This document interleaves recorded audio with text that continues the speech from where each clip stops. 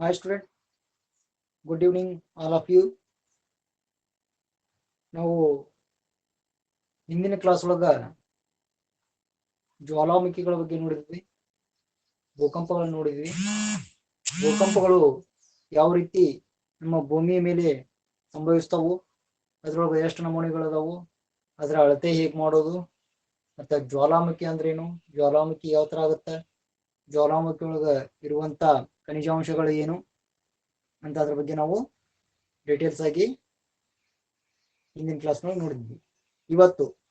ಇವತ್ತಿನ ವಿಷಯ ಏನಪ್ಪಾ ಅಂದ್ರೆ ಶಿಲೆಗಳು. ನಮ್ಮ ಭೂಮಿಯ ಮೇಲಿರುವ ವಸ್ತುಗಳಲ್ಲಿ ಪ್ರಮುಖವಾದಂತಹ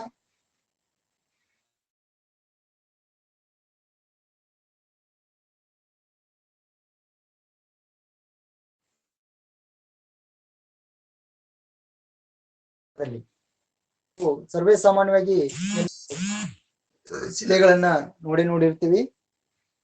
ಅದ್ರೊಳಗ ಹಲವಾರು ವಿಧಗಳಾಗಿ ನಾವು ಶಿಲೆಗಳನ್ನ ಕಾಣ್ತೀವಿ. ಭೂಮಿಯ ಮೇಲೆ ಆವರಿಸಿಕೊಂಡಿರುವಂತಹ ಮಣ್ಣು ಮತ್ತ ಆ ಮಣ್ಣು ಪ್ರದೇಶವಾರು ನೋಡಿದಾಗ ಕೆಲವೊಂದು ಪ್ರದೇಶದೊಳಗ ಹಲವು ರೀತಿಯಾಗಿ ವಿವಿಧ ರೀತಿಯಲ್ಲಿ ನಾವು ಮಣ್ಣುಗಳನ್ನ ಕಾಣ್ತೀವಿ. ಅದರಲ್ಲಿ ಹಲವಾರು ಬಣ್ಣಗಳಿಂದ ನಾವು ಮಣ್ಣುಗಳನ್ನು ನೋಡ್ತೀವಿ. ಅದೇ ರೀತಿಯಾಗಿ ಶಿಲೆಗಳಲ್ಲೂ ನಮ್ಮ ಭೂಮಿಯ ಮೇಲೆ ಶಿಲೆಗಳು ಒಂದೇ ರೀತಿಯಾಗಿ ಕಂಡುಬರುವುದಿಲ್ಲ. ಈ ಶಿಲೆಗಳು ಒಳಗೊಂಡಿರುವಂತಹ ಖನಿಜಾಂಶಗಳು ಹಾಗೂ ಅದರ ಉತ್ಪತ್ತಿಯ ಆಧಾರದ ಮೇಲೆ ಶಿಲೆಗಳು ತಮ್ಮ ಗುಣಗಳನ್ನ ಬದಲಾವಣೆಯನ್ನ ಹೊಂದಿರ್ತವೆ. ಅದು ಬೇರೆ ಬೇರೆ ಜಾಗಗಳಲ್ಲಿ ಬೇರೆ ಬೇರೆಯಾದ ರೀತಿಯಲ್ಲಿ ನಾವು ಶಿಲೆಗಳನ್ನ ಕಾಣ್ತೀವಿ.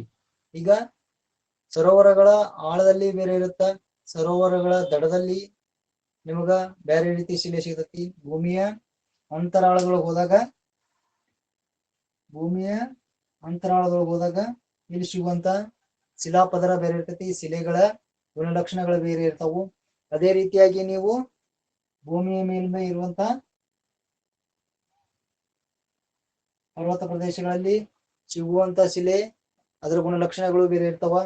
ಈಗ ಹಿಮಾವೃತವಾದಂತ ಪ್ರದೇಶದೊಳಗಿರುವಂತಹ ಶಿಲೆಗಳು ಬೇರೆ ಇರ್ತಾವ. ಬೇರೆ ಬೇರೆ ಪ್ರದೇಶಗಳಲ್ಲಿ ಅದು ಉದ್ಭವವಾದಂತ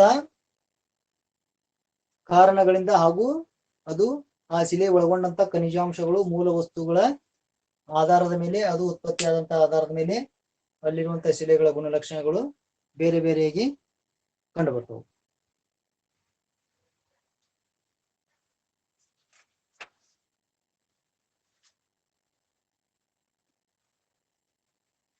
ನಾವು ಪ್ರಮುಖವಾಗಿ ಶಿಲೆಗಳ ಅಧ್ಯಯನ ಮಾಡ್ಬೇಕಪ್ಪ ಅಂದ್ರೆ ನಾನು ಶಿಲೆಗಳ ವಿಭಾಗಗಳನ್ನ ನಾನು ಇಲ್ಲಿ ಡ್ರಾ ಮಾಡಿದ್ದೀನಿ. ಓಕೆ, ಇದ್ರೊಳಗ ಒಂದು ಶಿಲೆ, ಒಂದು ಕಲ್ಲು ಐತಪ್ಪ ಅಂತಂದ್ರ ಅದರೊಳಗ ನಾವು ಏನೇನು ಖನಿಜಾಂಶಗಳನ್ನ ಕಾಣ್ತೀವಿ, ಅದು ಎಷ್ಟು ಪ್ರಮಾಣದೊಳಗ ಖನಿಜಾಂಶಗಳನ್ನ ಹೊಂದಿರುತ್ತೆ, ಅದರ ಆಧಾರ ಮೇಲೆ ಶಿಲೆಗಳನ್ನ ನಾವು ವಿಂಗಡಣೆಗಳನ್ನ ಮಾಡಿ ಭಾಗಗಳನ್ನ ಮಾಡಿ ನಾವು ಅದನ್ನ ಅಧ್ಯಯನ ಮಾಡ್ತೀವಿ. ಈಗ ಶಿಲೆಗಳು ಉತ್ಪತ್ತಿ ಆಗ್ಬೇಕಪ್ಪ ಅಂದ್ರ ಮೂಲ ಕಾರಣ ಏನು? ಭೂಮಿಯ ಮೇಲೆ ಶಿಲೆಗಳು ಉದ್ಭವ ಆಗ್ಬೇಕಾರ ಮೂಲ ಕಾರಣ ಏನು? ಮಣ್ಣು ನಿರ್ಮಾಣ ಆಗ್ಬೇಕಾರ ಮೂಲ ಕಾರಣ ಏನು? ಪ್ರಮುಖವಾಗಿ ಶಿಲೆಗಳ ಭೂಮಿಯ ಮೇಲೆ ಕಾಣ್ಬೇಕಪ್ಪ ಅಂತಂದ್ರ ಭೂಮಿಯ ಅಂತರಾಳದಿಂದ ಲಾವಾರಸ ಅಥವಾ ಮ್ಯಾಗ್ಮಾ ಅದು ಹೊರಗಡೆ ಬರಬೇಕಾದ್ರ ವಿವಿಧ ಜಾಗಗಳಲ್ಲಿ ತನ್ನ ಸ್ವರೂಪವನ್ನು ಬದಲಾವಣೆ ಮಾಡಿ ಅದು ವಾತಾವರಣಕ್ಕ ಶಿಲಾಪಾಕ ಗಟ್ಟಿಯಾಗಿ ಶಿಲೆಗಳ ನಿರ್ಮಾಣ ಆಗಿರುತ್ತೆ. ಈ ಶಿಲೆಗಳು ನಿರ್ಮಾಣ ಆಗ್ಬೇಕಪ್ಪ ಅಂದ್ರೆ ಈ ಶಿಲಾಪಾಕ ಒಳಗೊಂಡಂತ ಖನಿಜಾಂಶಗಳ ಮೂಲ ಆಧಾರದ ಮೇಲೆ ಇದು ವಾತಾವರಣದಲ್ಲಿ ಗಟ್ಟಿಯಾಗಿ ಶಿಲೆಗಳ ನಿರ್ಮಾಣ ಆಗಿ ಅದರ ಮೇಲೆ ಶಿಲೆಗಳ ವಿಂಗಡಣೆ ಆಗ್ತೈತಿ, ಅದರ ಸ್ವರೂಪಗಳು ಬದಲಾವಣೆ ಆಗ್ತಾ ಹೋಗ್ತವು. ಅದ್ರೊಳಗ ಪ್ರಮುಖವಾಗಿ ಒಟ್ಟಾರೆಯಾಗಿ ನೋಡ್ಬೇಕಾದ್ರೆ ಶಿಲೆಯ ಒಳಗ ಕಾಣುವಂತ ಖನಿಜಾಂಶಗಳು ಎಷ್ಟಿದಾವು, ಅವು ಯಾವ ರೀತಿ ಇದಾವು. ಈಗ ಒಂದು ಶಿಲೆ ಒಳಗ ನಾವು ಪ್ರಮುಖವಾಗಿ 8 ಖನಿಜಾಂಶಗಳನ್ನ ಕಾಣ್ತೀವಿ. ನೀವು ನೋಟ್ ಮಾಡ್ಕೊರಿ, ಇದು ಇಂಪಾರ್ಟೆಂಟ್ ಅದ. ಈ 8 ಖನಿಜಾಂಶಗಳು ಯಾವ್ಯಾವು ಅಂತ ಹೇಳ್ತೀನಿ. ಮೊದಲನೇದಾಗಿ ಆಮ್ಲಜನಕ.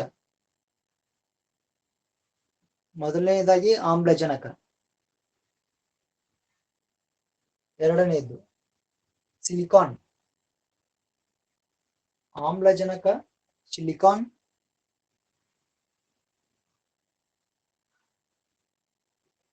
ಮೂರನೇದು ಮ್ಯಾಗ್ನೀಸಿಯಂ. ನಾಲ್ಕನೇದಾಗಿ ಪೊಟ್ಯಾಷಿಯಂ, ಸೋಡಿಯಂ, ಕ್ಯಾಲ್ಸಿಯಂ, ಕಬ್ಬಿಣ, ಅಲ್ಯೂಮಿನಿಯಂ. ಆಮ್ಲಜನಕ, silicon, magnesium, potassium, sodium, calcium, ಕಬ್ಬಿಣ, ಅಲ್ಯೂಮಿನಿಯಂ. ಲಾಸ್ಟ್ ಇತರೆ ಅಂತ ಬರ್ಕೊಡಿ. ಅಂದ್ರ ಸ್ವಲ್ಪ ಪ್ರಮಾಣದೊಳಗ ಬೇರೆ ಬೇರೆ ಖನಿಜಾಂಶಗಳು ಕಂಡು ಬರ್ತಾವು. ಇದೆಲ್ಲದ್ರಾಗೂ ಕಾಣಂಗಿಲ್ಲ. ಕೆಲವೊಂದಿಷ್ಟು ಶಿಲೆಗಳೊಳಗ ಬೇರೆ ಬೇರೆ 8ಕ್ಕಿಂತ ಹೆಚ್ಚ ಸ್ವಲ್ಪ ಅಗ್ದಿ ಸ್ವಲ್ಪ ಪ್ರಮಾಣದೊಳಗ ನಾವು ಕಂಡು ಬರ್ತವೆ. ಒಟ್ಟಾರೆಯಾಗಿ ನಾವು ಇಲ್ಲಿ ಎಷ್ಟು ಪ್ರಮಾಣ ಅಂತ ಕೊಟ್ಟಿರ್ತೀವಿ. ಪ್ರಮುಖವಾಗಿ ಇವು 8 ಖನಿಜಾಂಶಗಳನ್ನು ಕಾಣ್ತೀವಿ. ಅದು ಎಷ್ಟೆಷ್ಟು ಪ್ರಮಾಣ ಖನಿಜಾಂಶಗಳು ಈ ಶಿಲೆ ಒಳಗ ನಾವು ಕಾಣ್ತೀವಿ. ಆಮ್ಲಜನಕ ಶೇಕಡ 47ರಷ್ಟು ಈ ಶಿಲೆ ಒಳಗ ಒಳಗೊಂಡಿರುತ್ತೆ. ಶೇಕಡ 47ರಷ್ಟು ಆಮ್ಲಜನಕ ಇರ್ತೈತಿ. ಸಿಲಿಕಾನ್ ಶೇಕಡ 28ರಷ್ಟು. ಶೇಕಡ 28ರಷ್ಟು ಸಿಲಿಕಾನ್ ಒಳಗೊಂಡಿರುತ್ತೆ. ಮ್ಯಾಗ್ನೀಸಿಯಂ 0.8, ಶೇಕಡ 0.8ರಷ್ಟು ಮ್ಯಾಗ್ನೀಸಿಯಂ. ಪೊಟ್ಯಾಷಿಯಂ ಶೇಕಡ 2.6. ಪೊಟ್ಯಾಷಿಯಂ ಶೇಕಡ 2.6ರಷ್ಟು. ಸೋಡಿಯಂ ಶೇಕಡ 2.8ರಷ್ಟು. 2.8ರಷ್ಟು ಸೋಡಿಯಂ. ಕ್ಯಾಲ್ಸಿಯಂ ಶೇಕಡ 3.6ರಷ್ಟು. ಕ್ಯಾಲ್ಸಿಯಂ ಶೇಕಡ 3.6ರಷ್ಟು ಕ್ಯಾಲ್ಸಿಯಂ. ಕಬ್ಬಿಣ ಶೇಕಡ 5% ಕಬ್ಬಿಣದ ಅಂಶ ಈ ಶಿಲೆ ಒಳಗ ಕಂಡು ಬರುತ್ತೆ. ಶೇಕಡ 5%. ಅಲ್ಯೂಮಿನಿಯಂ ಇದು 8.1, ಶೇಕಡ 8.1ರಷ್ಟು ಅಲ್ಯೂಮಿನಿಯಂ ಖನಿಜಾಂಶ ಈ ಶಿಲೆ ಒಳಗ ನಾವು ಕಾಣ್ತೀವಿ. ಈ ಖನಿಜಾಂಶಗಳು ಇರುವಂತ ಪ್ರಮಾಣದ ಆಧಾರದ ಮೇಲೆ, ಉದಾಹರಣೆಗೆ ಅಗ್ನಿಶಿಲೆ ಇದೆ ಅಂತ ಇಟ್ಕೊಳ್ಳಿ. ನಂತರ ಅಗ್ನಿಶಿಲೆ ಅಥವಾ ಅಗ್ನಿಶಿಲೆ. ಈ ಶಿಲೆ ಒಳಗ ಇದಕ್ಕ ಹಿಂಗ ಕರಿಬೇಕು, ಇದ್ರ ಆಕಾರ ಇಷ್ಟ ಅದ ಅಂತ ಹೇಳ್ಬೇಕಪ್ಪ ಅಂದ್ರ ಕೆಲವೊಂದಿಷ್ಟು ಕೆಂಪು ಕಲರ್ ಒಳಗ ನಾವು ಶಿಲೆಗಳನ್ನು ಕಾಣ್ತೀವಿ, ಕೆಲವೊಂದು ಕಪ್ಪು ಕಲರ್ ಒಳಗೆ ಕಾಣ್ತೀವಿ, ಕೆಲವೊಂದಿಷ್ಟು ಮಿಶ್ರ ಬಣ್ಣದೊಳಗೆ ಕಾಣ್ತೀವಿ, ಕೆಲವೊಂದಿಷ್ಟು ಹಸಿರು ಬಣ್ಣದೊಳಗಿರುವಂತಹ ಶಿಲೆಗಳನ್ನ ನಾವು ಕಾಣ್ತೀವಿ. ಕೆಲವೊಂದಿಷ್ಟು ಶಿಲೆಗಳು ಯಾವ ತರ ಇರ್ತಾವೆ, ಬಿಳಿ ಬಣ್ಣದಲ್ಲಿ ಇರುವಂತಹ ಶಿಲೆಗಳನ್ನ ಕಾಣ್ತೀವಿ. ಹೀಗೆ ವಿವಿಧ ರೀತಿಯ ಆಕಾರದಲ್ಲಿ ಹಾಗೂ ವಿವಿಧ ರೀತಿಯ ಬಣ್ಣಗಳಲ್ಲಿ ನಾವು ಶಿಲೆಗಳನ್ನ ಕಾಣ್ತೀವಿ. ಅದು ಅದ್ರೊಳಗ ಆ ಆಕಾರ ಮತ್ತು ಬಣ್ಣ ಬರ್ಬೇಕಪ್ಪ ಅಂತಂದ್ರ ಈ ಖನಿಜಾಂಶಗಳಲ್ಲಿ ಇರುವಂತ ವ್ಯತ್ಯಾಸ ಇದು ಎಲ್ಲಾ ರೀತಿಯಲ್ಲಿ. ಈಗ ಆಮ್ಲಜನಕ ಇದ್ರೊಳಗೆ 47% ಅದ. ಇದು ಬೇರೆ ಶಿಲೆಯಲ್ಲಿ ಇದು 0.5 ಇರ್ಬೋದು, ಇಲ್ಲ 50ಕ್ಕಿಂತ ಹೆಚ್ಚು ಇರ್ಬೋದು. ಅದೇ ರೀತಿ ಸಿಲಿಕಾನ್ 28 ಇದ್ರೊಳಗದ, ಇದು 30 ಆಗ್ಬೋದು, 60 ಆಗ್ಬೋದು. ಈ ರೀತಿ ಈ 8 ಖನಿಜಾಂಶಗಳು ಇರುವಂತಹ ಪ್ರಮಾಣದ ಮೇಲೆ ಆ ಶಿಲೆ ಯಾವುದಂತೇಳಿ ಕನ್ಸಿಡರ್ ಆಗುತ್ತೆ. ಅದೇ ರೀತಿ ಇತರೆ ಅಂದ್ರೆ ಬೇರೆ ಬೇರೆ ಖನಿಜಾಂಶಗಳು ಇದ್ರೊಳಗೆ ಎಷ್ಟು ಪ್ರಮಾಣದ ಇರ್ತಾವಪ್ಪ ಅಂದ್ರೆ ಇತರೆ 10.8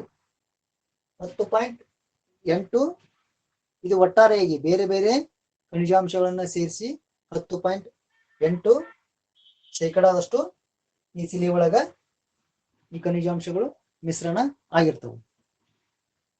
ಓಕೆ, ಈಗ ನಿಮಗೆ ಖನಿಜಾಂಶಗಳ ಬಗ್ಗೆ ಯಾಕೆ ತಿಳಿಬೇಕು, ಶಿಲೆಗಳಂದ್ರೆ ಏನು, ಶಿಲೆಗಳಿಂದ ಏನಾಗತ್ತ ಅಂತ ನಾನು ಒಂದು ಉದಾಹರಣೆ ಕೊಡ್ತೀನಿ. ಈಗ ನಾವು ಭೂಮಿಯ ಮೇಲೆ ಯಾವುದೇ ವಸ್ತುಗಳನ್ನ ಪಡ್ಕೋಬೇಕಾದ್ರ, ಯಾವುದೇ ವಸ್ತು ಅಂದ್ರೆ ಏನು, ಈಗ ನಮಗ ನಿರ್ಜೀವವಾದಂತ ವಸ್ತುಗಳು, ಅಲಂಕಾರಿಕ ವಸ್ತುಗಳಾಗಿರ್ಬೋದು, ಖನಿಜ ಸಂಪನ್ಮೂಲಗಳಾಗಿರ್ಬೋದು, ಹಲವಾರು ರೀತಿಯ ವಜ್ರ ವೈಡೂರ್ಯಗಳಾಗ್ಬೋದು, ಇಂತಹ ವಸ್ತುಗಳನ್ನ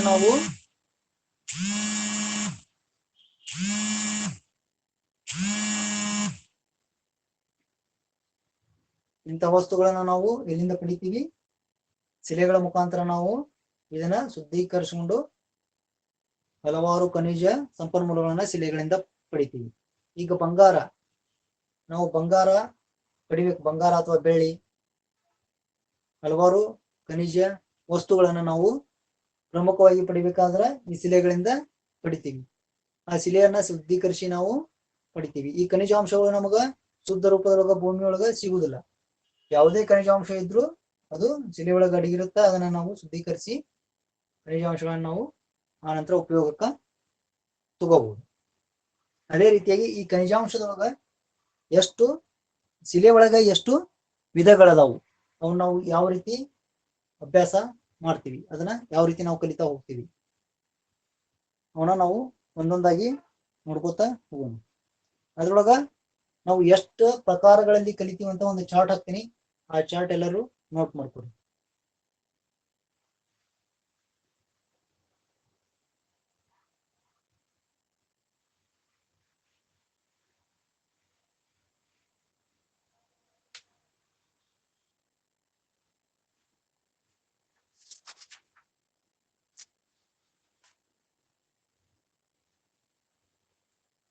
ನಾವು ಪ್ರಮುಖವಾಗಿ ಶಿಲೆಗಳು ನಿರ್ಮಾಣವಾಗುವಂತ ಹಾಗೂ ಜ್ವಾಲಾಮುಖಿ ಹೊರಬರುವ ಜ್ವಾಲಾಮುಖಿಯ ಕಾರ್ಯಾಚರಣೆಯಿಂದ ನಾವು ಈ ಶಿಲೆಗಳನ್ನ ಪ್ರಮುಖವಾಗಿ 3 ಭಾಗಗಳನ್ನಾಗಿ ವಿಂಗಡಣೆಯನ್ನ ಮಾಡ್ತೀವಿ. ಅವು ಪ್ರಮುಖವಾಗಿ ಯಾವ 3 ಅಂತಂದ್ರ, ಮೊದಲನೇದಾಗಿ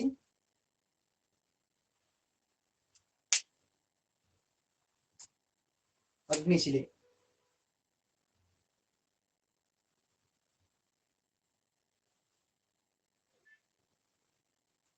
ಮೊದಲನೇದಾಗಿ ಅಗ್ನಿಶಿಲೆ, ಎರಡನೇದು ಒದರು ಶಿಲೆ,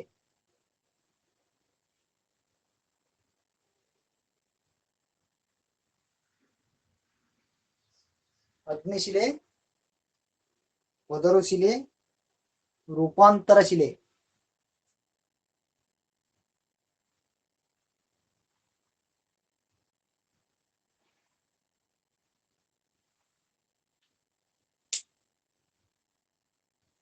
ಅಗ್ನಿಶಿಲೆ, ಒದರು ಶಿಲೆ, ರೂಪಾಂತರ ಶಿಲೆ ಅಂತೇಳಿ ನಾವು ಪ್ರಮುಖವಾಗಿ 3 ವಿಭಾಗಗಳಲ್ಲಿ ಅಧ್ಯಯನ ಮಾಡ್ತೀವಿ.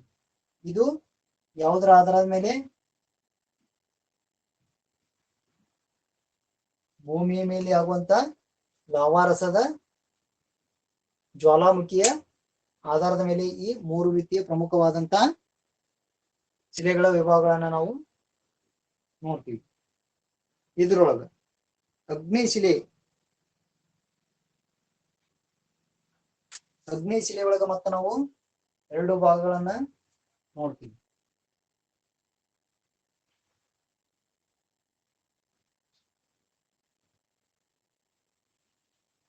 ಅಗ್ನಿಶಿಲೆ ಒಳಗ ಪ್ರಮುಖವಾಗಿ ಅಗ್ನಿಶಿಲೆ ಒಳಗ 2 ಭಾಗಗಳನ್ನಾಗಿ ನಾವು ನೋಡ್ತೀವಿ. ಅದ್ರೊಳಗ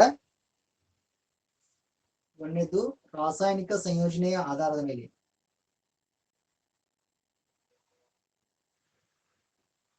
ರಾಸಾಯನಿಕ ಸಂಯೋಜನೆ,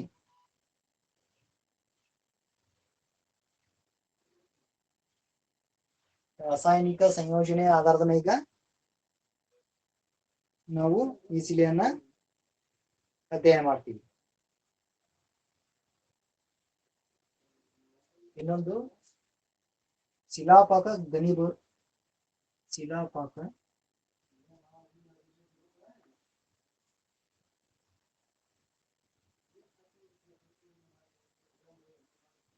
ಘನೀಭವಿಸಿರುವ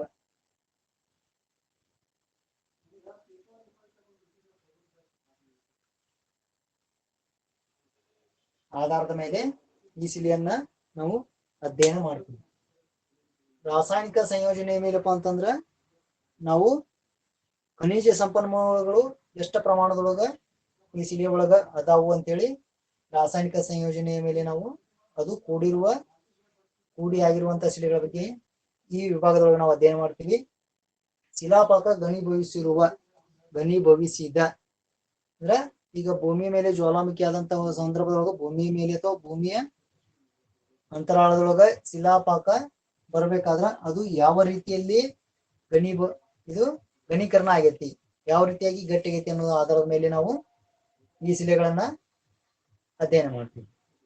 ಇದ್ರೊಳಗ ಮತ್ತೆ ರಾಸಾಯನಿಕ ಸಂಯೋಜನೆಯ ಮೇಲೆ ಮತ್ತೆರಡು ವಿಭಾಗಗಳನ್ನಾಗಿ ನಾವು ಶಿಲೆಗಳನ್ನ ಅಧ್ಯಯನ ಮಾಡ್ತೀವಿ. ರಾಸಾಯನಿಕ ಸಂಯೋಜನೆಯಲ್ಲಿ ಮತ್ತೆ ಎರಡು ವಿಭಾಗ. ಇದ್ರೊಳಗ ಆಮ್ಲೀಯ ರಾಸಾಯನಿಕ ಸಂಯೋಜನೆ ಒಳಗ ಮತ್ತೆರಡು ವಿಭಾಗ ಮಾಡ್ತೀವಿ. ಅದ್ರೊಳಗ ಆಮ್ಲೀಯ, ಇನ್ನೊಂದು ಕ್ಷಾರೀಯ.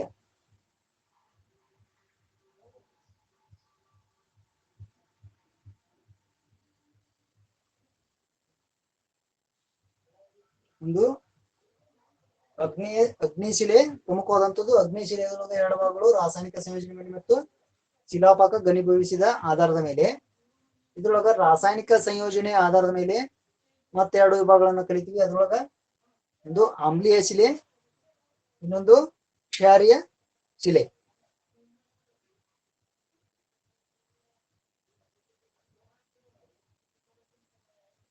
ಶಿಲಾಪಾಕ ಘನೀಭವಿಸುವ ಆಧಾರದ ಮೇಲೆ ಇದ್ರ ಮೇಲೆ ನಾವು ಮತ್ತು ಮೂರು ವಿಭಾಗಗಳನ್ನಾಗಿ ವಿಂಗಡಣೆ ಮಾಡ್ತೀವಿ.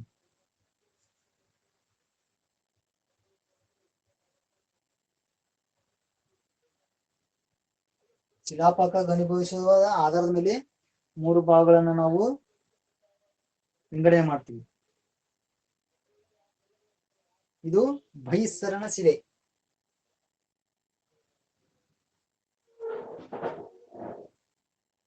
ಬಹಿಸ್ಸರಣ ಶಿಲೆ ಶಿಲಾಪಾಕ ಘನೀಭವಿಸುವ ಆಧಾರದ ಮೇಲೆ ಒಂದು ಬಹಿಸ್ಸರಣ ಶಿಲೆ, ಅಂತಃಸರಣ ಶಿಲೆ.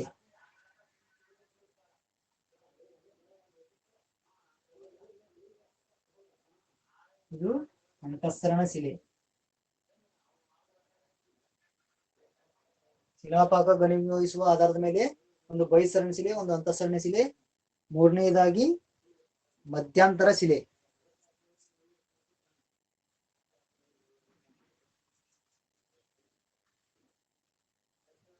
ಮಧ್ಯಂತರ ಶಿಲೆ. ನಾವು ಈ ರೀತಿಯಾಗಿ ಮೂರು ಭಾಗಗಳನ್ನ ಶಿಲಾಪಾಕ ಘನೀಭವಿಸುವ ಆಧಾರದ ಮೇಲೆ ನಾವು ಇವುಗಳನ್ನ ಅಭ್ಯಾಸ ಮಾಡ್ತೀವಿ. ಬಹಿಸ್ಸರಣ ಶಿಲೆ ಇದು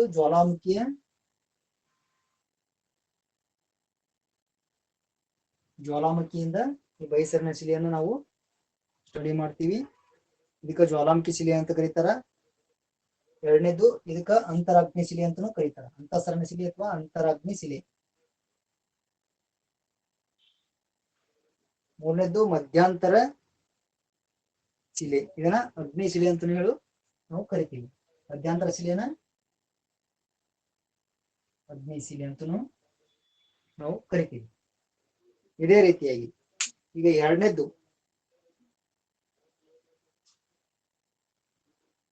ಪೊದರು ಶಿಲೆ ಒಳಗ ಮಾತ್ರ ನಾವು ಮೂರು ಭಾಗಗಳನ್ನಾಗಿ ವಿಭಾಗಗಳನ್ನ ಮಾಡ್ತೀವಿ. ಈಗ ಅಗ್ನಿ ಶಿಲೆ ಇದ್ದಾತು. ಪೊದರು ಶಿಲೆ ಒಳಗ ಮೂರು ಭಾಗಗಳನ್ನಾಗಿ ನಾವು ಇವನ್ನ ಕಲಿತೀವಿ. ಅದರೊಳಗ ಪೊದರು ಶಿಲೆ ಒಳಗ ಒಂದಿದ್ದು ಭೌತಿಕ ಕ್ರಿಯೆ.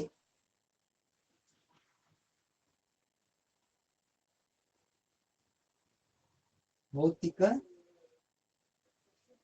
ಕ್ರಿಯೆ ಆಧಾರ ಮೇಲೆ ಈ ಪದರ ಶಿಲೆಗಳನ್ನ ನಾವು ನೋಡ್ತೀವಿ. ಅದರೊಳಗೆ ಎರಡನೇದು ರಾಸಾಯನಿಕ ಕ್ರಿಯೆ. ಈಗ ಭೌತಿಕವಾದಂತ ಕ್ರಿಯೆಯಿಂದ ಒಂದ್ ಶಿಲೆಯನ್ನು ನೋಡಿದ್ವಿ. ಎರಡನೇದಾಗಿ ರಾಸಾಯನಿಕ ಕ್ರಿಯೆ.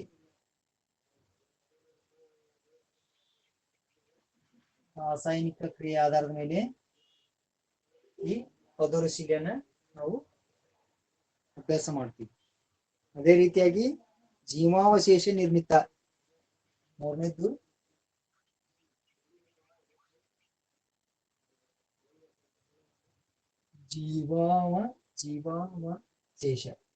ಜೀವಾವಶೇಷಗಳ ಆಧಾರದ ಮೇಲೆ ನಾವು ಈ ಪದರ ಶಿಲೆಯನ್ನ ಮೂರನೇ ರೀತಿಯಾಗಿ ವಿಭಾಗವನ್ನ ಮಾಡಿ ಕಲಿತೀವಿ.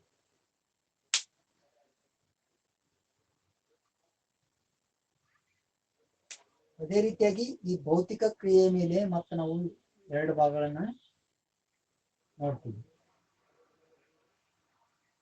ಭೌತಿಕ ಕ್ರಿಯೆ ಮೇಲೆ ಎರಡು ಭಾಗಗಳನ್ನ ಪದರ ಶಿಲೆಯೊಳಗ ಭೌತಿಕ ಕ್ರಿಯೆ, ರಾಸಾಯನಿಕ ಕ್ರಿಯೆ, ಜೀವಾವಶೇಷಗಳು. ಇದ್ರೊಳಗ ಭೌತಿಕ ಕ್ರಿಯೆಯೊಳಗ ಮತ್ತೆ ನಾವು ಎರಡು ವಿಭಾಗಗಳನ್ನಾಗಿ ಮಾಡ್ತೀವಿ. ಅದು ಮರಳುಮಯ ಶಿಲೆ.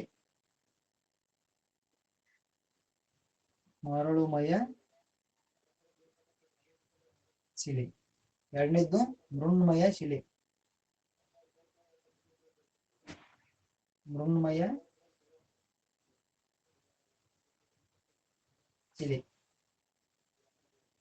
ಈ ರೀತಿಯಾಗಿ ವಿಭಾಗವನ್ನು ಮಾಡ್ತೀವಿ.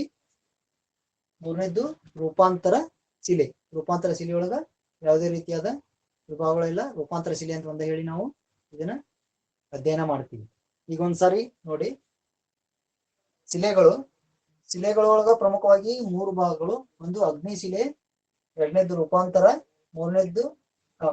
ಎರಡನೇದ್ದು ಪದರು ಶಿಲೆ, ಮೂರನೇದ್ದು ರೂಪಾಂತರ ಶಿಲೆ. ಓಕೆ, ಅಗ್ನಿಶಿಲೆ ಮೊದಲನೇದ್ದು ಅಗ್ನಿಶಿಲೆ. ಇದ್ರೊಳಗೆ ನಾವು ಮತ್ತು ಪ್ರಮುಖವಾಗಿ ಎರಡು ಭಾಗಗಳನ್ನಾಗಿ ನೋಡ್ತೀವಿ. ಅದರೊಳಗೆ ಒಂದು ರಾಸಾಯನಿಕ ಸಂಯೋಜನೆ ಆಧಾರದ ಮೇಲೆ, ಒಂದು ಶಿಲಾಪಾಕ ಘನೀಭವಿಸುವ ಆಧಾರದ ಮೇಲೆ. ರಾಸಾಯನಿಕ ಸಂಯೋಜನೆ ಆಧಾರದ ಮೇಲೆ ಮತ್ತೆ ಎರಡು ಭಾಗಗಳನ್ನು ಮಾಡ್ತೀವಿ. ಅದು ಆಮ್ಲೀಯ ಶಿಲೆ ಮತ್ತು ಕ್ಷಾರೀಯ ಶಿಲೆ. ಶಿಲಾಪಾಕ ಘನೀಭವಿಸಿರುವ ಶಿಲಾಪಾಕ ಘನೀಕರಣಗೊಂಡಿರುವಂತಹ ಆಧಾರದ ಮೇಲೆ ಮತ್ತೆ ನಾವು ಮೂರು ಭಾಗಗಳನ್ನು ಮಾಡ್ತೀವಿ. ಇದು ಬಹಿಸ್ಸರಣ ಶಿಲೆ, ಇದಕ್ಕೆ ಜ್ವಾಲಾಮುಖಿ ಶಿಲೆ ಅಂತೂ ಕರೀತಾರ. ಅಂತಃಸರಣ ಶಿಲೆ, ಇದು ಅಂತರಗ್ನಿ ಶಿಲೆ ಅಂತೂ ಕರೀತಾರ.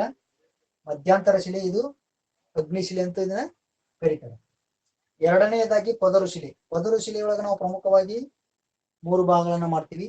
ಅದರೊಳಗೆ ಮೊದಲನೇದಾಗಿ ಭೌತಿಕ ಕ್ರಿಯೆ ಆಧಾರದ ಮೇಲೆ, ರಾಸಾಯನಿಕ ಕ್ರಿಯೆ ಆಧಾರದ ಮೇಲೆ, ಜೀವಾವಶೇಷಗಳ ಆಧಾರದ ಮೇಲೆ. ಇದರೊಳಗೆ ಭೌತಿಕ ಕ್ರಿಯೆ ಆಧಾರದ ಮೇಲೆ ನಾವು ಮತ್ತೆ ಪ್ರಮುಖವಾಗಿ ಎರಡು ಭಾಗಗಳನ್ನ ಮಾಡ್ತೀವಿ.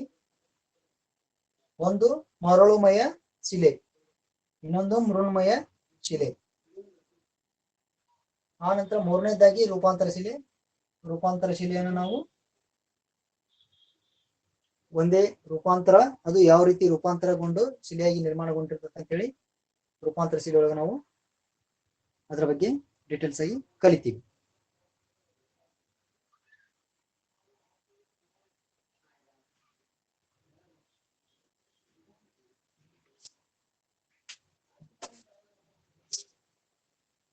ಈಗ ನಾವು ಪ್ರಮುಖವಾಗಿ ಅಗ್ನಿಶಿಲೆ ಅಂದ್ರೆ ಏನು, ಅಗ್ನಿಶಿಲೆ ಅಂತ ಇದಕ್ಕೆ ಯಾಕೆ ಕರೆದ್ರು, ಅಗ್ನಿಶಿಲೆ ಅದರ ಗುಣಲಕ್ಷಣಗಳು ಮತ್ತ ಅದು ಹೇಗೆ ಉತ್ಪತ್ತಿ ಆಗುತ್ತೆ, ಅದ್ರೊಳಗೆ ಏನೇನು ಖನಿಜಾಂಶಗಳು ಹೊಂದಿದಾವ ಅಂತ ನಾವು ಈಗ ನೋಡೋಣ.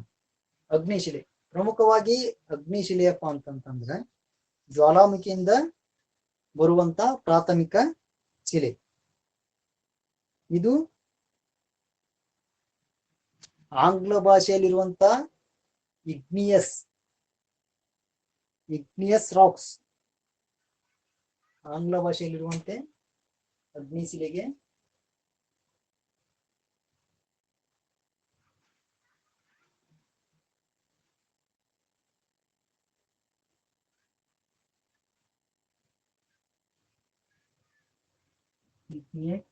igneous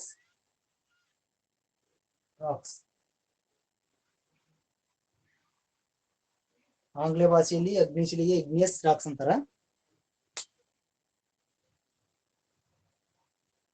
ಇದು ಇಗ್ನಿಯಸ್ ರಾಕ್ಸ್ ಅನ್ನೋದು ಮೂಲತಃ ಇಗ್ನಿಯಸ್ ಎಂಬ ಲ್ಯಾಟಿನ್ ಭಾಷೆಯಿಂದ ಇಗ್ನಿಯಸ್ ಎಂಬ ಬಂತು. ಇದಕ್ಕ ಮೂಲ ಕಾರಣ ಇಗ್ನಿಯಸ್ ಅಂತಂದ್ರ ಏನು?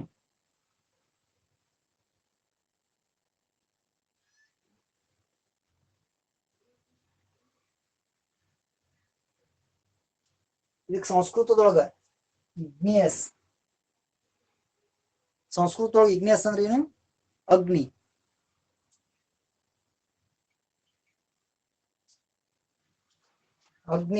ಸಂಸ್ಕೃತ ಅಗ್ನಿ, ಕನ್ನಡದೊಳಗ ಜ್ವಾಲೆ ಅಥವಾ ಬೆಂಕಿ.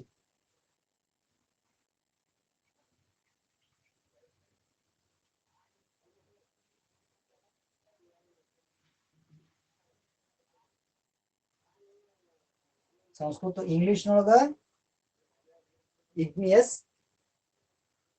ಲ್ಯಾಟಿನ್ ಭಾಷೆಯೊಳಗ ಇಗ್ನಿಸ್ ಅಂದ್ರೆ ಸಂಸ್ಕೃತದೊಳಗ ಅಗ್ನಿ, ಕನ್ನಡದೊಳಗ ಬೆಂಕಿ. ಇದರ ಅರ್ಥ.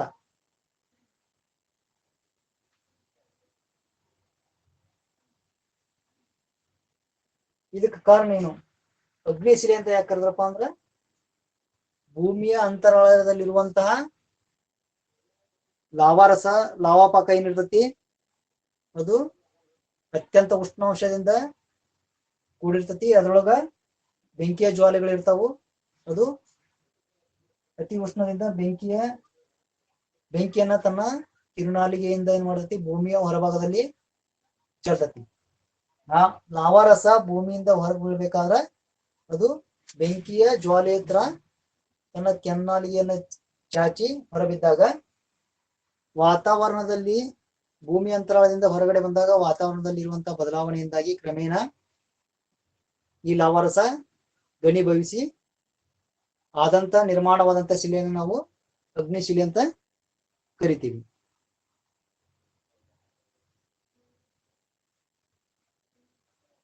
ಇದಕ್ಕೆ ನಾವು ಪ್ರಾಥಮಿಕ ಶಿಲೆ ಅಂತೂ ಕರಿತೀವಿ, ಪ್ರೈಮರಿ ರಾಕ್ಸ್. ಯಾವ್ದಕ್ಕ? ಅಗ್ನಿಶಿಲೆ ಅಂದ್ರ ಪ್ರಥಮವಾಗಿ ನಿರ್ಮಾಣವಾದಂತ ಅಗ್ನಿ ಅಥವಾ ಜ್ವಾಲೆ, ಶಿಲಾಪಾಕದಿಂದ ಜ್ವಾಲೆಯಿಂದ, ಅಗ್ನಿಯಿಂದ ಮತ್ತು ಶಿಲಾಪಾಕದಿಂದ ಘನೀಭವಿಸಿದಂತ ಅಗ್ನಿಶಿಲೆಯನ್ನು ನಾವು ಪ್ರಾಥಮಿಕ ಶಿಲೆ ಅಥವಾ ಪ್ರೈಮರಿ ರಾಕ್ಸ್ ಅಂತ ಹೇಳಿ ಕರಿತೀವಿ.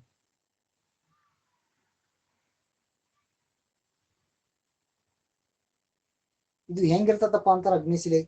ಸಾಮಾನ್ಯವಾಗಿ ಹರಳುಗಳ ಮಿಶ್ರಣ. ಅಂದ್ರ ಈಗ ಲಾವಾರಸ ಗಟ್ಟಿ ಆಗ್ಬೇಕಾದ್ರದು ವಿವಿಧ ಪ್ರಕಾರದೊಳಗ ಆಗಿರ್ತೈತಿ. ವಿವಿಧ ಪ್ರಕಾರದ ಭೂಮಿಯ ಮೇಲ್ಮೈ ಇರುವಂತಹ ವಾತಾವರಣದಿಂದಾಗಿ ಅಗ್ನಿಶಿಲೆ ಪ್ರಾಥಮಿಕ ಶಿಲೆ ಆಗಿರೋದ್ರಿಂದ ಹರಳುಗಳನ್ನ ಜಾಸ್ತಿ ಬಂದಿ ಹರಳುಗಳಿಂದ ಈ ಶಿಲೆ ನಿರ್ಮಾಣ ಆಗಿರುತ್ತೆ.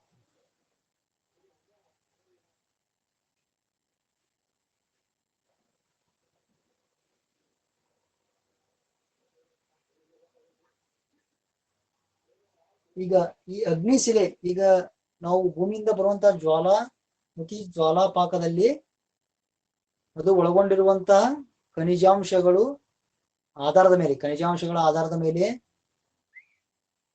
ಪ್ರಾಥಮಿಕ ಶಿಲೆಯಿಂದ ಮತ್ತೆ ನಾವು ಅದು ಒಳಗೊಂಡಿರುವ ಖನಿಜಾಂಶಗಳ ಆಧಾರದ ಮೇಲೆ ಮತ್ತೆ 2 ರೀತಿಯ ಭಾಗಗಳನ್ನಾಗಿ ಮಾಡ್ತೀವಿ. ಅದು ಯಾವ್ಯಾವ ಆಧಾರಗಳನ್ನ ಹೊಂದಿರ್ತೈತಿ.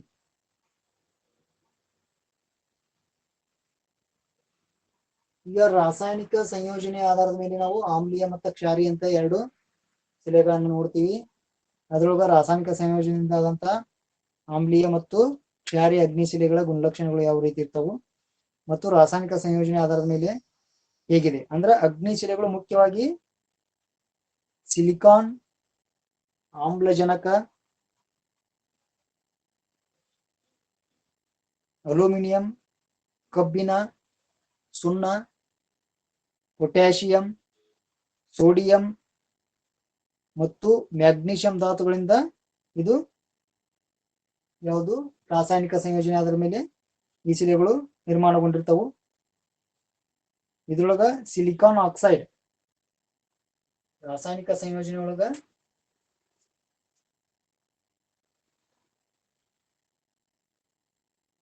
ಸಿಲಿಕಾನ್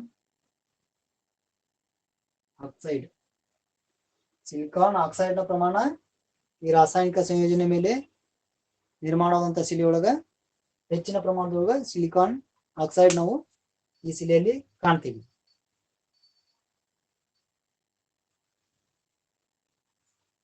ಅದರೊಳಗ ಆಮ್ಲೀಯ ಶಿಲೆ ಒಳಗ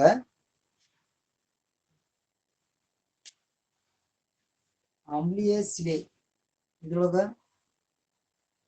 ಸಿಲಿಕಾನ್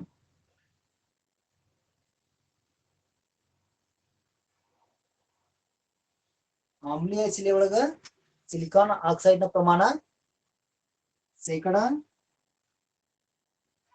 50ಕ್ಕಿಂತ ಹೆಚ್ಚಿರುತ್ತೆ. ಈಗ ರಾಸಾಯನಿಕ ಸಂಯೋಜನೆ ಆಧಾರದ ಮೇಲೆ ಆಗಂತ ಶಿಲೆಯೊಳಗ ನಾವು ಪ್ರಮುಖವಾಗಿ ಸಿಲಿಕಾನ್ ಆಕ್ಸೈಡ್ ಅನ್ನ ಹೆಚ್ಚಿನ ಪ್ರಮಾಣದಲ್ಲಿ ಕಾಣ್ತೀವಿ. ಅದರೊಳಗ ಮತ್ತೆ 2 ವಿಭಾಗಗಳನ್ನ ಮಾಡ್ತೀವಿ, ಆಮ್ಲೀಯ ಮತ್ತು ಕ್ಷಾರೀಯ. ಇದು ಯಾವ ಆಧಾರದ ಮೇಲೆ ಈ ಶಿಲೆ ಡಿವೈಡ್ ಆಗತ್ತಪ್ಪ ಅಂತಂದ್ರ, ಆಮ್ಲೀಯ ಶಿಲೆ ಒಳಗ ಸಿಲಿಕಾನ್ ಆಕ್ಸೈಡ್ ನ ಪ್ರಮಾಣ 50ಕ್ಕಿಂತ ಹೆಚ್ಚಿನ ಪ್ರಮಾಣದಲ್ಲಿ ಈ ಶಿಲೆ ಒಳಗೊಂಡಿರ್ತತಿ. 50% ಹೆಚ್ಚಿನ ಸಿಲಿಕಾನ್ ಆಕ್ಸೈಡ್ ಹೊಂದಿರುವಂತ ಶಿಲೆಯನ್ನು ನಾವು ಏನು ಕರಿತೀವಿ, ಆಮ್ಲೀಯ ಶಿಲೆ ಅಂತೇಳಿ ಕರಿತೀವಿ. ಅದೇ ರೀತಿಯಾಗಿ ಕ್ಷಾರೀಯ ಶಿಲೆ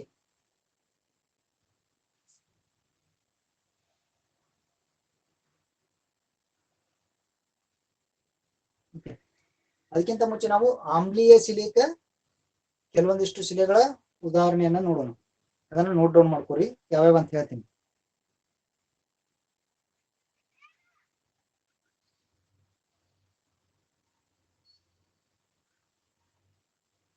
ಈ ಹೆಚ್ಚಾಗಿ ಕಡಿಮೆ ಸಾಂದ್ರತೆಯನ್ನ ಹೊಂದಿರ್ತಾವು. ಇದ್ರೊಳಗೆ ಪ್ರಮುಖವಾಗಿ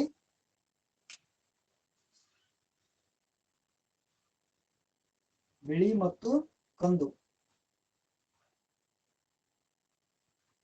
ಆಮ್ಲೀಯ ಶಿಲೆ ಸಾಂದ್ರತೆಯನ್ನ ಕಡಿಮೆ ಹೊಂದಿರ್ತತಿ. ಅದ್ರೊಳಗ ಬಿಳಿ ಮತ್ತು ಕಂದು ಬಣ್ಣದ ಶಿಲೆಗಳು ಕಂಡು ಬರ್ತಾವು. ಅದ್ರಲ್ಲಿ ಇರುವಂತ ಪ್ರಮುಖವಾದಂತ ಶಿಲೆಗಳಪ್ಪ ಅಂದ್ರೆ ಗ್ರಾನೈಟ್ ಶಿಲೆ. ಗ್ರಾನೈಟ್ ಒಂದು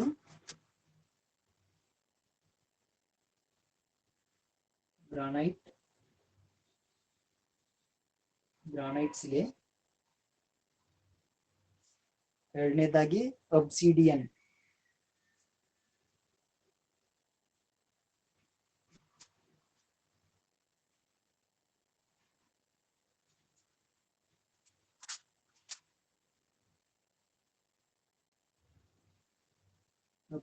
ಶಿಲೆ. ಓಕೆ, ಈಗ ರಾಸಾಯನಿಕ ಸಂಯೋಜನೆಯಿಂದ ಆದಂತ ಶಿಲೆ ಒಳಗ ಆಮ್ಲೀಯ ಶಿಲೆ. ಈ ಆಮ್ಲೀಯ ಶಿಲೆ ಒಳಗ ಸಿಲಿಕಾನ್ ಆಕ್ಸೈಡ್ 50ಕ್ಕಿಂತ ಹೆಚ್ಚು ಇರುವಂತ ಶಿಲೆಯನ್ನು ನಾವು ಆಮ್ಲೀಯ ಶಿಲೆ ಅಂತ ಕರಿತೀವಿ. ಆಮ್ಲೀಯ ಶಿಲೆ ಸಾಂದ್ರತೆ ಕಡಿಮೆ ಸಾಂದ್ರತೆಯನ್ನು ಹೊಂದಿರ್ತತಿ. ಇದ್ರೊಳಗ 2 ರೀತಿಯ ಬಣ್ಣದ ಶಿಲೆಗಳನ್ನ ನಾವು ಕಾಣ್ತೀವಿ. ಒಂದು ಬಿಳಿ ಬಣ್ಣದಿಂದ ಆದಂತ ಶಿಲೆ, ಇನ್ನೊಂದು ಕಂದು ಬಣ್ಣದಿಂದ ಆದಂತ ಶಿಲೆಗಳನ್ನ ನಾವು ಆಮ್ಲೀಯ ಶಿಲೆ ಅಂತ ಹೇಳ್ತೀವಿ. ಅದ್ರೊಳಗ ಯಾವಪ್ಪ ಅಂದ್ರೆ ಎರಡು ಪ್ರಕಾರದ ಶಿಲೆಗಳದಾವು. ಆಮ್ಲೀಯ ಶಿಲೆ ಒಳಗ ಗ್ರಾನೈಟ್ ಶಿಲೆ ಅಂತ ಇರ್ತತಿ. ಗ್ರಾನೈಟ್ ಶಿಲೆ ಇದು ಆಮ್ಲೀಯ ಶಿಲೆ. ಓಕೆ, ಅದೇ ರೀತಿ ಎರಡನೇದು ಅಬ್ಸಿಡಿಯನ್ ಶಿಲೆ ಅಂತ ಬರ್ತದೆ. ಈ ಗ್ರಾನೈಟ್ ಅಂದ್ರ ನಿಮ್ಗೆ ಎಲ್ಲರಿಗೂ ಗೊತ್ತಿರ್ತತಿ. ಹೆಂಗಂದ್ರ ಈಗ ಮನೆಯೊಳಗ ನಾವು ಈ ಗ್ರಾನೈಟ್ ಶಿಲೆಯನ್ನ ಯೂಸ್ ಮಾಡ್ತೀವಿ. ಇದು ಗ್ರಾನೈಟ್ ಶಿಲೆ ಯಾವ್ದಪ್ಪ ಅಂತ ನಿಮ್ಗೆ ಎಕ್ಸಾಮ್ಗಳು ಕೇಳ್ತಾನೆ. ಏನಂತ ಕೇಳ್ಬೋದು, ಗ್ರಾನೈಟ್ ಶಿಲೆ ಯಾವ ಪ್ರಕಾರದ ಶಿಲೆ ಅಂತ ಕೇಳಿ ನಿಮ್ಗ 4 ಚಾಯ್ಸ್ ಅನ್ನು ಕೊಟ್ಟಿರ್ತಾನ. ಅದ್ರೊಳಗ ಆಮ್ಲೀಯ, ಕ್ಷಾರೀಯ, ಬಹಿಸ್ಸರಣ ಮತ್ತ ಮರಳುಮಯ ಶಿಲೆ ಅಂತ ಕೊಟ್ಟಿರ್ತಾನ. ನೀವು ಓದಿರ್ತೀರಿ, ಕನ್ಫ್ಯೂಸ್ ಆಗ್ಬಿಡ್ತೀರಿ, ಯಾವ್ದಾಯ್ತು ಅಂತ ಗೊತ್ತಾಗಿಲ್ಲ. ಯಾಕಂದ್ರೆ ಇದ್ರೊಳಗೆ ನಿಮ್ಗ ಪಕ್ಕ ನೀವು ಅಂಡರ್ಸ್ಟ್ಯಾಂಡ್ ಮಾಡ್ಕೊಂಡಿರಂಗಿಲ್ಲ. ಆ ಕನ್ಫ್ಯೂಸ್ ಆಗಿ ನೀವು ಯಾವ್ದೋ ಮರಳು ಶಿಲೆನೋ ಇಲ್ಲ ಗ್ರಾನೈಟ್ ಅಂದಾನಪ್ಪ ಅಂತಂದ್ರ ನೀವು ನೋಡ್ತಿರ್ತೀರಿ ಶೈನಿಂಗ್ ಅದ ಗ್ರಾನೈಟ್ ಶಿಲೆಪ್ಪ ಅಂತ ಬಾ ಮಾಡಿದ್ರೆ ಏನಿರ್ಬೇಕಪ್ಪ ಹಂಗಟ್ ಹಿಂಗಟ್ ಕೂತ್ ಚೆಕ್ ಆಗೋದ ಬಹಿಸರಣ ಶಿಲೆ ಹಾಕಿ ಬರುವಂತ ಚಾನ್ಸಸ್ ಇರ್ತೈತಿ. ಅದಕ್ಕ ಗ್ರಾನೈಟ್ ಶಿಲೆ ಅನ್ನೋದು ಇದು ಬಿಳಿ ಬಣ್ಣನ ಹೊಂದಿರ್ತೈತಿ, ಕಂದು ಬಣ್ಣನ ಹೊಂದಿರ್ತೈತಿ. ಇದ್ರೊಳಗ ಸಿಲಿಕಾನ್ ಆಕ್ಸೈಡ್ 50% ಇರುತ್ತೆ, ಅದಕ್ಕೋಸ್ಕರ ಇದನ್ನ ಆಮ್ಲೀಯ ಶಿಲೆ ಅಂತ ನಾವು ಹೇಳ್ಬೇಕು. ಆಮ್ಲೀಯ ಶಿಲೆಗೆ ಉದಾಹರಣೆ ಕೊಡಿ. ಇಲ್ಲ ಆಮ್ಲೀಯ ಈ ಕೆಳಕಂಡ ಶಿಲೆಗಳಲ್ಲಿ ಆಮ್ಲೀಯ ಶಿಲೆ ಯಾವುದು ಅಂತ ಕೇಳ್ತಾನೆ. ಅಂತ ಹೊತ್ನಾಗ ಇದ್ರೊಳಗೆ ನಿಮ್ಗೆ ಅಬ್ಸಿಡಿಯನ್ ಕೊಟ್ಟಿರ್ತಾನೆ. ಗ್ರಾನೈಟ್ ಬಗ್ಗೆ ಅಂತ ಎಲ್ಲರೂ ಕೇಳ್ತೀರಿ, ಅದ್ರ ಬಗ್ಗೆ ನೀವು ಆನ್ಸರ್ ಅನ್ನ ನಿಖರವಾಗಿ ಕೊಡುವಂತ ಚಾನ್ಸಸ್ ಇರ್ತೈತಿ. ಅದಕ್ಕೆ ಕನ್ಫ್ಯೂಸ್ ಆಗ್ಲಿ ಅಂತ ಹೇಳಿ ನೀವು ಅಗ್ನಿ ಶಿಲೆ ಒಂದು ನೆನಪಿಟ್ಟು, ಗ್ರಾನೈಟ್ ಶಿಲೆ ಒಂದು ನೆನಪಿಟ್ಟಿರ್ತೀರಿ, ಅಬ್ಸಿಡಿಯನ್ ಶಿಲೆ ಅಂತ ಕೊಡ್ತಾನ, ಉಳಿಕಿದ ಬೇರೆ ಬೇರೆ ಶಿಲೆಗಳನ್ನ ಕೊಡ್ತಾನ. ನೀವು ಕೇಳಿರಂಗಿಲ್ಲ ಅಂತ ಹೆಸರು ಬಂದಿರ್ತಾವ, ಅವಾಗ ನೀವು ಕನ್ಫ್ಯೂಷನ್ ಆಗಿ ಬೇರೆ ಹಾಕ್ತೀರಿ. ಅದಕ್ಕೆ ಗ್ರಾನೈಟ್ ಶಿಲೆ ಮತ್ತು ಅಬ್ಸಿಡಿಯನ್ ಶಿಲೆ ಅನ್ನೋದು ಆಮ್ಲೀಯ ಶಿಲೆ ಒಳಗೆ ಬರ್ತೈತಿ. ಇದ್ರೊಳಗೆ ಏನ್ ಲಾಜಿಕ್ ಅಪ್ಪ ಅಂತಂದ್ರ, ಆಮ್ಲೀಯ ಶಿಲೆ ಕೇಳಿದಪ್ಪ ಅಂತಂದ್ರ ನೀವು ಗ್ರಾನೈಟ್ ಶಿಲೆ ಅಂತ ನಿಮ್ ಪಕ್ಕ ನೆನಪಿರ್ತೈತಿ. ಇದು ಆಮ್ಲೀಯ ಶಿಲೆ ಅದ, ಇದು ಅದಿಂದ ಸ್ಟಾರ್ಟ್ ಆಗಿದೆ. ಅಬ್ಸಿಡಿಯನ್ ಇದು ಅನ್ನೋ ಅಕ್ಷರದಿಂದ ನಿಮ್ಗೆ ಸ್ಟಾರ್ಟ್ ಆಗೈತಿ. ಅದಕ್ಕೋಸ್ಕರ ಆಮ್ಲೀಯ ಶಿಲೆ ಕೇಳಿದಪ್ಪ ಅಂದ್ರೆ ಅದ್ರೊಳಗೆ ಬಂತಪ್ಪ ಅಂದ್ರೆ ಅಬ್ಸಿಡಿಯನ್ ಶಿಲೆ ಅಂತ ಹಾಕಿಬಿಡಿ. ಮತ್ತೆ ಅವರ ಅದ್ರೊಳಗೆ ಸ್ಟಾರ್ಟ್ ಆಗ್ಯಾವ ಅಂತಃಸರಣ ಶಿಲೆ ಸ್ಟಾರ್ಟ್ ಆಗೈತಿ. ಇದು ಅಂತಃಸರಣ ಭೂಮಿಯ ಅಂತರಾಳದೊಳಗೆ ಗಟ್ಟಿ ಆಗೋದ್ರಿಂದ ಅಂತಃಸರಣ ಶಿಲೆ ಮತ್ತು ಅಂತರಾಗ್ನಿ ಶಿಲೆ ಗೊತ್ತಾಗತಿ. ಅಬ್ಸಿಡಿಯನ್ ಶಿಲೆ ಅನ್ನೋದು ಆಮ್ಲೀಯ ಶಿಲೆ. ಇದು ಏನಾಗುತ್ತೆ, ರಾಸಾಯನಿಕ ಸಂಯೋಜನೆ ಅಗ್ನಿ ಶಿಲೆ ಪ್ರಾಥಮಿಕ ಶಿಲೆ ಆಗಿರೋದ್ರಿಂದ ಭೂಮಿಯ ಹೊರಗಡೆ ಘನೀಭವಿಸದಿಂದ ಆದಂತ ಶಿಲೆ ಆದ್ರಿಂದ ನೀವು ಇದನ್ನ ಆಮ್ಲೀಯ ಶಿಲೆ ಅಂತೇಳಿ ಉದಾಹರಣೆ ಕೊಡ್ಬೋದು. ಅದೇ ರೀತಿಯಾಗಿ ಕ್ಷಾರೀಯ ಶಿಲೆ ಅಂದ್ರೆ ಏನು? ಈಗ ನಾವು ಆಮ್ಲೀಯ ಶಿಲೆಗಳ ಬಗ್ಗೆ ನೋಡಿದ್ವಿ. ಇನ್ನ ಕ್ಷಾರೀಯ ಶಿಲೆ ಅಂದ್ರೆ ಏನು, ಇದು ಹೇಗೆ ಡಿವೈಡ್ ಆಗುತ್ತೆ? ಆಮ್ಲೀಯ ಶಿಲೆ ಒಳಗ ಸಿಲಿಕಾನ್ ಆಕ್ಸೈಡ್ 50%ಗಿಂತ ಹೆಚ್ಚೈತಿ. ಕ್ಷಾರೀಯ ಶಿಲೆದೊಳಗೆ ಏನಿರ್ತೈತಿ, 50%ಗಿಂತ ಕಡಿಮೆ ಸಿಲಿಕಾನ್ ಆಕ್ಸೈಡ್ ಅನ್ನ ಒಳಗೊಂಡಿರ್ತೈತಿ. ಸಿಂಪಲ್. 50%ಗಿಂತ ಹೆಚ್ಚಿತ್ತಪ್ಪ ಅಂತಂದ್ರ ಆಮ್ಲೀಯ, 50%ಗಿಂತ ಕಡಿಮೆ ಇತ್ತಂದ್ರೆ ಕ್ಷಾರೀಯ. ಇದ್ರೊಳಗೆ ಸಿಲಿಕಾನ್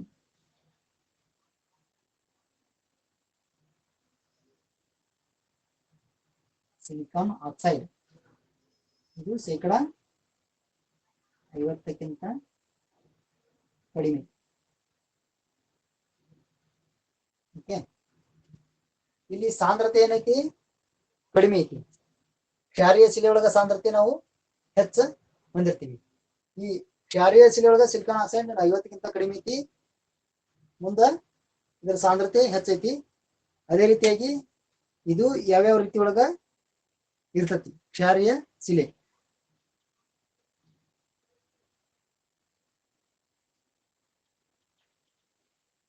ಇದು ಪ್ರಮುಖವಾಗಿ ಕಬ್ಬಿಣ ಮತ್ತು ಮ್ಯಾಗ್ನೀಸಿಯಂಗಳನ್ನ ಜಾಸ್ತಿ ಒಳಗೊಂಡಿರ್ತದೆ. ಯಾವುದು? ಕ್ಷಾರೀಯ ಶಿಲೆ.